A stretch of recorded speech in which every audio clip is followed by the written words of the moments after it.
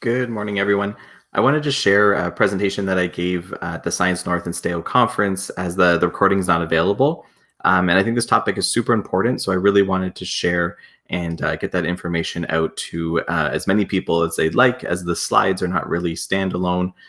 They are more that you kind of need a bit of insight into the presentation. So I just want to share that with you today.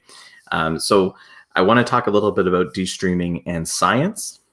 Before we begin with my land acknowledgement, as I'm hosted here in Toronto, we're acknowledged we're hosted on the lands of the Mississaugas of the Anishinaabe, the Haudenosaunee Confederacy, and the Wendat. We also recognize the enduring presence of all First Nations, Métis, and Inuit people. Now, I don't like to stop at the land acknowledgement because we need to really think of how this acknowledgement flows into our presentations, our work, our daily grind that we do. And what's really important is as we look into the TRC, which is the Truth and Reconciliation Commissions, the calls to action, there are a number of them starting at 62 that are about education. And when we think of streaming and de-streaming, we really need to consider these opportunities that the calls to action has brought forward and to point out some of the things that we need to do better as well. So we need to make, for example, as we do this new science curriculum, we need to have age-appropriate curriculum on residential schools, treaties, and Aboriginal peoples. But also importantly is the contemporary contributions to Canada is very important too. As we sometimes get stuck speaking of the history, which is very important as well, but what are the modern and what are the Indigenous people that are contributing to science that we want to have in our classrooms, that's science. Because a lot of science people will say, well, residential schools or, some things may not be part of science. But if we look at things such as lead levels in water, mercury, who has boil water advisories still in Ontario right now, we really need to think of this reconciliation and how we move forward in science. A really great example of this is the planetarium show under the same stars, Minwadiziwin. And Science North had this amazing planetarium that traveled across Ontario that had a whole bunch of stories from different First Nations across Ontario and how the constellations and kind of aligned with the stories that they have, as we often only hear from a Eurocentric perspective. And we think of what does this have to do with de-streaming? If you have this type of integration of, Indigenous knowledge of, say, astronomy into your science curriculum, that's going to have more people engaged and more people seeing themselves as those scientists. And so we need to really bring these things in. Who am I? I'm currently a vice principal. I was seconded 3 years to the Ministry of Education. I'll always be a science teacher, and you can find me at Twitter on Brandon Zoras.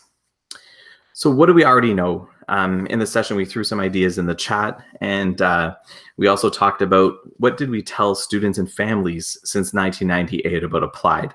And during my session, people threw things in the chat. I had a slide ready, and the slide basically was mimicked what people said. We all told people it's hands-on. It leads to college. You can switch later. You can still get good paying jobs, and it's sometimes easier for you.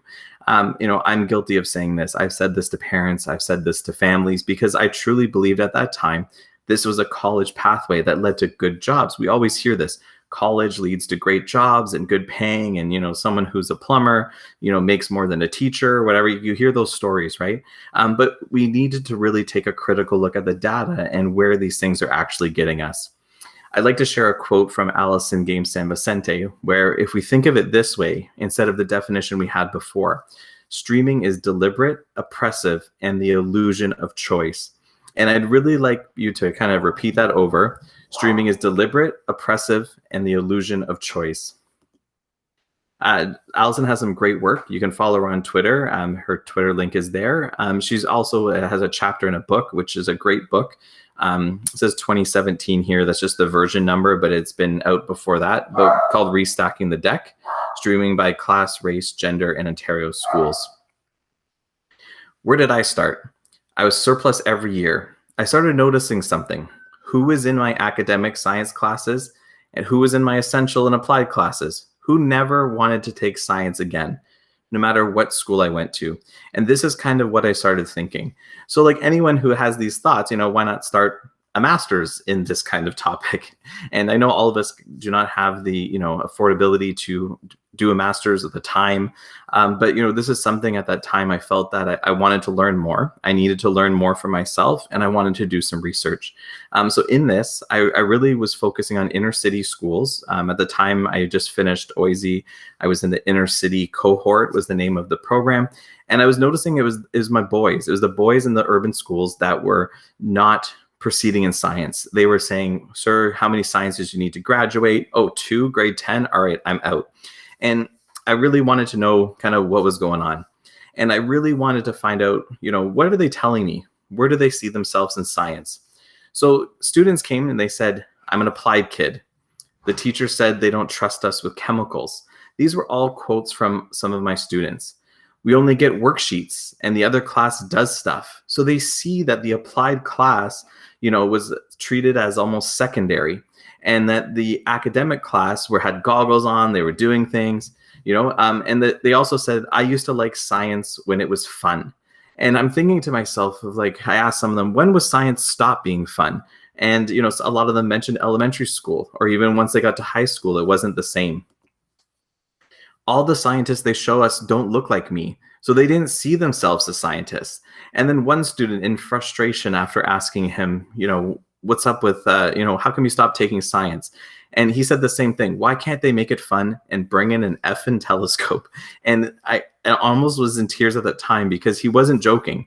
He was so upset that, he never got to see, stars. He never got to do stuff in science. And those are some of the reasons why he felt he wasn't part of science.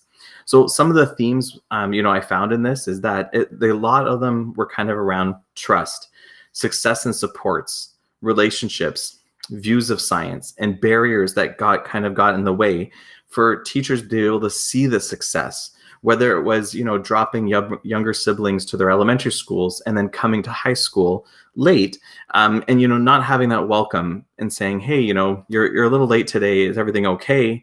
Or kind of talking to the student ahead of time. "Oh, I understand you have to drop off your sibling. When you come in, just catch up," instead of putting that barrier and saying, "Why are you late? Go get your admit slip." So we have these are a lot of things that the students told me about seeing themselves, relationships, and all these things in science, which are super important. And then I want to see what I saw. I want to give a shout out to Visions of Science. It's a program that I've been, volunteering at some events. I've got to know Eugenia quite well here as well. And I went to some of their Saturday programs. I went to some of their big final events at the Ontario Science Center, and I've helped train some of their staff who are running summer programs. And what I saw was an amazing amount of brilliant young scientists. They were having fun. They were doing experiments. They were doing something, and with the excitement came up and said, "What if I add double? What would happen?" Right? And these are the things that we want kids to think. When I was there, I would talk to students, and I would talk to Eugenia and talk to parents. And a couple of parents came up to me and they said, "They're having so much fun here, but they're failing science." I'm like, failing science? These kids that I saw, I could not even imagine how they were failing science. So I started to ask more questions. And a lot of the students said something about sometimes they get too excited about the science, they don't hand in the worksheet. And the teacher would only mark, what was handed in. Or their behavior was seen as disruptive, although that excitement was actually them learning and doing things. I went to another program, which I'm not going to name. It was a session in a school, and they had a little tube, and it was carrying marbles. And one of the kids said, "What if you because they had to do one loop. He said, "What if you do 2 loops? How would that change how the acceleration of the marble goes?" And the facilitator said something about, "Well, we don't have time for that," and just crushed this kid's science dream. So I'd like you to take a look at sometime. If you Google "The Unlikely Scientist," you really need to listen to Eugenia here in her TED Talk. It's amazing. So I'm thinking, how could you love science so much, be falling behind? And some of the parents were telling me that they were in grade 8 and they were recommending applied for their kid. And I'm thinking, how is someone so excited about science being put in applied? And that wasn't in consideration of anything such as, their abilities or perceived abilities. It was just about, their applied, right? So I just don't get how those things kind of correlated into where they actually ended up and, their actual love for science. I have a quote from Monday Gala, who's actually my principal. And when we look at streaming, it puts kids in classes with lower expectations and they lose interest and engage behaviors that are labeled. And then that makes them more disinterested. And then we further lower the expectation and the cycle feeds off himself.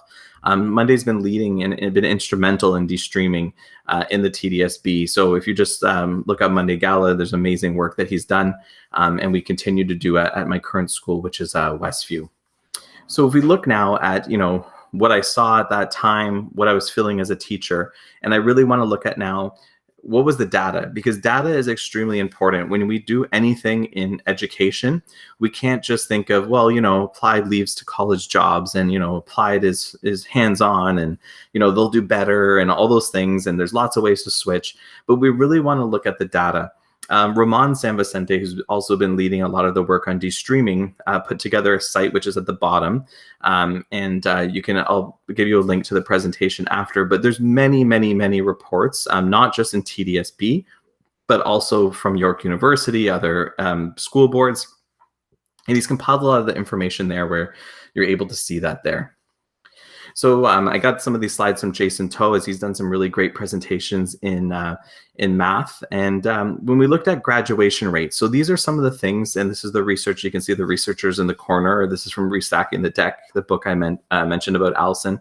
When they looked at academic programming, the graduation rate was 86%. When applied was 54%. So when we're thinking of applied and we're saying applied classes are 54% graduating, but that was told that they're going to college, they're going to get great jobs. When you're having only 54% graduating, that's not, what it's intended to be. We then looked at another cohort of 2011 to 2016, and we found similar things. The graduation rate for academic has increased, 93.2%. That's amazing. But really, what's happening to the other 6.8%? When you have, a few million students in Ontario, and you're still looking at almost 7% not graduating, what's happening with those kids? Where are they going, right? And we still look at applied, 68%, and locally developed, only 43% graduate. So we're still seeing a very big, disturbance in kind of that amount. We also look at self-identified race. And if we look at, for example, like on the furthest right side, we see white and, self-identified as white. And we see that they make up 28% of the TDSB, which is the bottom row. But, they're more in academic programming, less in applied and less in essential, but they're kind of, evenly split.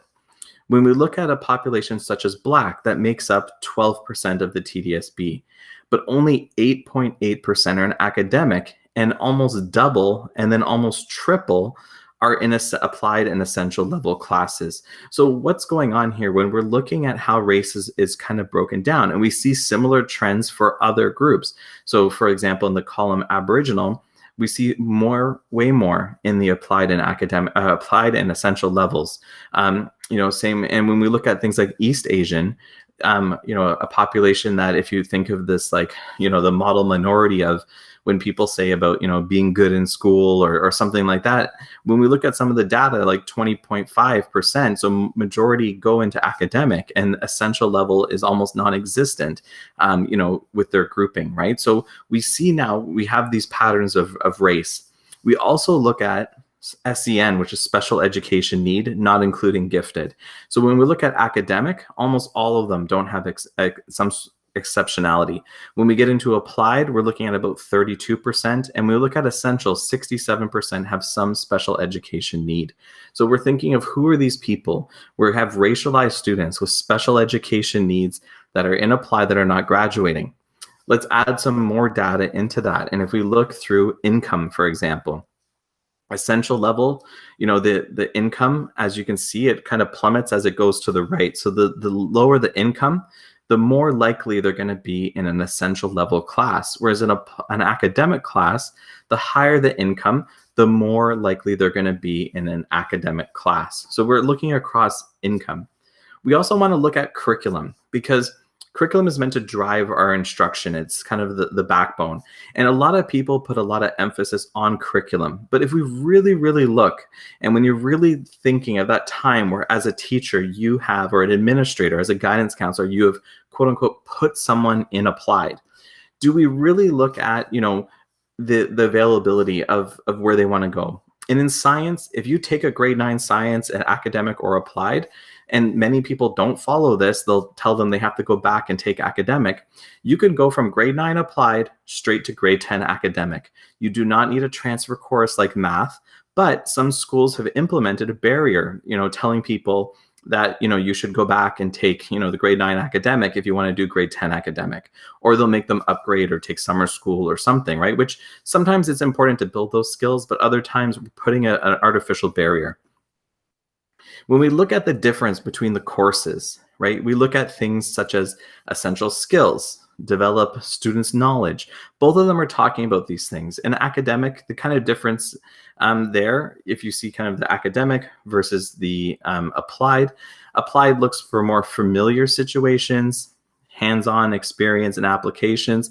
But if we look at the top one, when we talk about academic, it's similarly said. We have essential concepts, subjects, skills, knowledge, right? So there's some very big similarities when we look overall.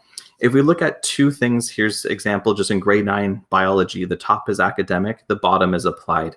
When we look at this, we never would say to a student, well, this person assesses and the other person only analyze, so they're going to get applied. I've never heard that in a conversation when we discuss a student, whether they should be academic or applied. When we look at the skills of should they be assessed, should they analyze, for example, those are things we don't really ever get into. So the curriculum is very similar. I'm not going to go over these ones. You can check them out later. But again, there's a similarity that's happening. So if we look at strategies that work to engage all learners, and we look at a logistics of a de-streamed classroom, there's no doubt you need educators to believe it. If people are not believing in this, they're not going to do it. And a teacher has to be able to see, and a principal and a vice principal and a guidance counselor and a parent and a student, they need to believe that, this is the right thing. And based on the data we saw, it is the right thing. We cannot have a stream that's leading, an overwhelming amount of racialized students, lower income, to feed into a cycle that is going to just kind of do the same thing over and over again. So view your data, get your data from your class, from your school, from your board, from the province, and you need to have those discussions to move forward. Class size, yes, it should be minimized. And I know this is the big topic and people use this as a wall, but we aren't going to let it be an excuse. If there is harm being done to a population of our students, and at the expense of, class sizes can't be reduced. So yes, class size should be reduced if you can reduce them. If you can work on something, yes, funding from the province should include a smaller class size. Smaller class size are great for everyone. There's no denying that. A couple of other things we've done, we've had tutors in the classroom. So we've used occasional teachers, so OTs, to kind of come in once in a while to assist the teacher to divide the class into smaller groups. We've looked at scheduling and pathway planning as administrators. And it's super important that we have that schedule so that people can either, we can do ability groupings. We can have teachers co-teach and co-plan. We can have a pathway where, we did have a bridging course for math where the students would take a semester 1 math course to catch them up, because we do get students in high school at a grade 4, math level or grade 3 reading level. And sometimes we do need those, those things and scaffold to bring them back up. We use student success teachers to kind of look out for students who may be, in risk of not, doing well in a de-streamed class. We have lots of professional learning, and it's important to look in and out of your board. We don't want to throw people on pedestals and only listen to them. You may have people in your own board that are doing great work, and it's important to get the family of the student involved. If you let a family know, here's the options, and they know what the data is, they know the options and how this leaves doors open, there's no family that would ever say, I don't want the best for my child or, whoever they're looking after. So it's really important to get everyone involved early. And we want to move towards a destream science. We need to look at social justice. We need to look at equity and anti-oppression. We need to look at white supremacy and call that out, and how those things are manifested in our science classes, in our curriculum, in the examples we bring, in the videos we show, in the resources. So we bring those lessons into, and this is where we bring in that land acknowledgement at the beginning. Are we showing, Indigenous scientists? Are we bringing in some of those information and examples from constellations? Are we even looking at things such as like mercury in drinking water, right? And we want to bring in culturally relevant and responsive pedagogy. This includes bringing in examples from students' backgrounds and cultures that are right here in the Toronto area, to where they're ancestrally from, to where they identify from, and we're bringing those types of things to make science relevant. We want to include lots of experimentation and simulations. Things that are hands-on are good for everybody. And then sometimes, the student may not hand in that lab report, but do they need to do a lab report in grade 9 and 10? What if they had a data sheet? Or what if you had a discussion as they were doing that experiment? You could always do that and be part of, that assessment. So we need to differentiate the instruction as well as differentiate the assessment. We look at that career and post-secondary strand, which is strand A in science. And we really want to tailor that to get them thinking about careers in science, get them prepared for grade 11, where we'll be back to streaming them into college and university and where they're going to go. And we want to have high expectations for all students. We need to make sure we have our accommodations, we have our IEPs. We want to make sure that all of those things are there. So when we look at this, many people are focused on the product, tests, handing something in. And we know that we have diverse learners. We're not going to have people handing things in all the time easily. So many parents we speak to, it's in the backpack and it never makes it into the teacher's hand to mark it. So sometimes we just need to have conversations. We need to have our observations, and we need to be comfortable to give a mark based on those things. And it could be listening, it could be problem solving, it could be using whiteboards. And as a teacher, I'm walking around. Those are things I've done all the time. And a student who didn't hand it in, I was still comfortable saying, wow, they really learned about X, Y, and Z. So we did things, for example, like a mitosis choice board. And we had some really amazing stuff here.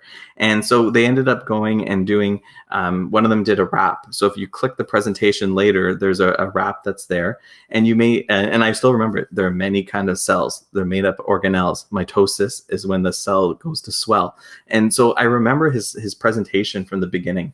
And so it's really important that we have that information there and we have everything together. So here with the choice board, also another student who was very interested in Minecraft at the time, had a special education need, wasn't very engaged in a lot of the projects I assigned, but what he ended up showing was that his mom called me on the Monday and said the whole weekend he was doing research about mitosis so he could make a whole mitosis land in Minecraft. So I just have that picture kind of in the right corner there. Lots of different ideas of ways you can bring in interesting things, exciting things that are not just for, like applied students, that you're making a science classroom that's engaging, enriching, exciting for everybody. So I just have a few examples. When we looked at physics and we were looking at waves, for example. One of the things we did was we put virtual DJ, which is the top left corner there, on the smartboard. And we looked at things where we had things like waves and crests and frequency and pitch and how we manipulated those things, how the song would change. And then we would look at also the graph to see kind of what it looked like as that was changing. So that opened up conversation to learning more about science and why, if you wanted to even be a DJ or if you're into music, how STEM and physics and things interact. We also brought in many different types of examples of diverse people in science. And we also partnered with a school in Kenya, which is the top middle one. And we had a student whose parents were historically from Kenya. They've been in Canada for quite a while. And the student was saying that, I said we were going to Skype with a class in Kenya. He was, other people in the class instantly said, like, are they going to have internet? Do they have clothes on? And it was very, the people's, I guess, perceived notion of what a school in Kenya looked like was very flawed. and mostly probably that is because of media. And what do we present as, the continent of Africa to be? And so when we Skype with them, as you can see in the picture, all of them had like either a suit jacket or a sweater vest and a tie. And they started telling us about how we were doing the ecology unit. They were talking about their recycling practices and how much also for environmental sustainability and types of animals that they have. And we were comparing them with what, we have here. And it was something that you see other people that look like them who are experienced excellence. And, this was we also talked about this was only one snapshot of, quote unquote, Africa as the bigger continent, because, we know that there's also schools where the students may not be like this. And we have schools in Toronto where students wear uniforms like this. So it led to lots of discussion.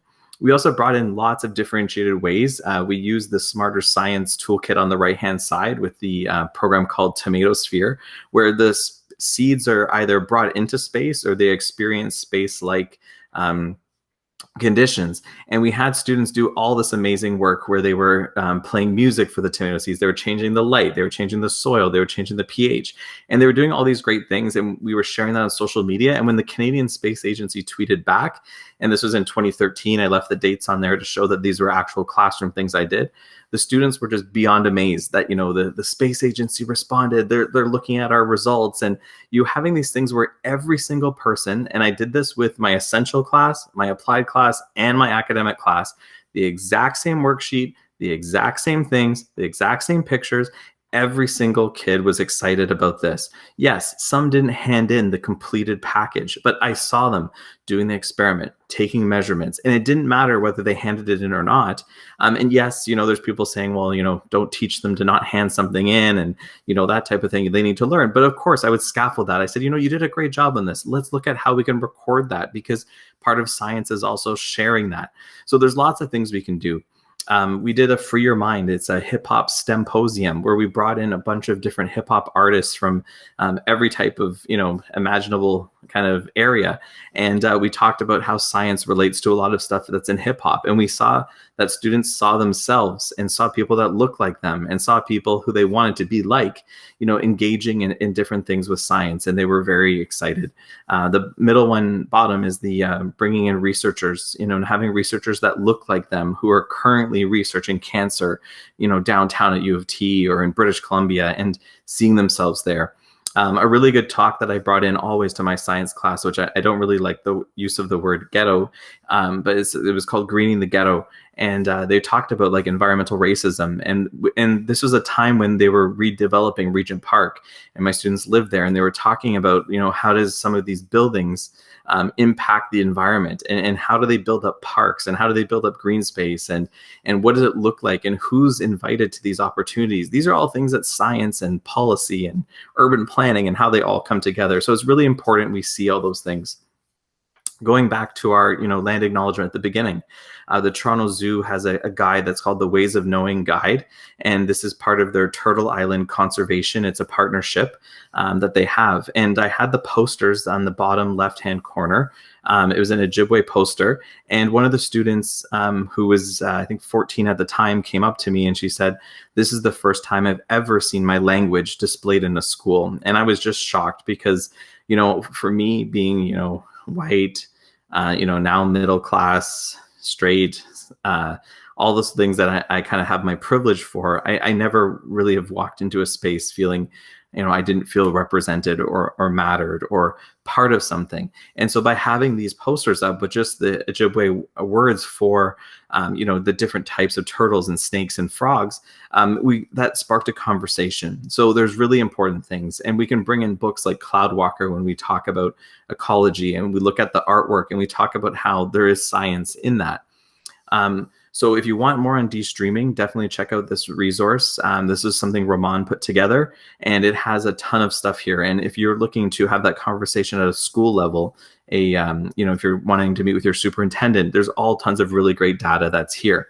And Ramon's quote that he gave is, "Streaming is structural violence that targets students based on their race, class, and perceived ability, effectively reducing their life choice and impacting their families for generations to come."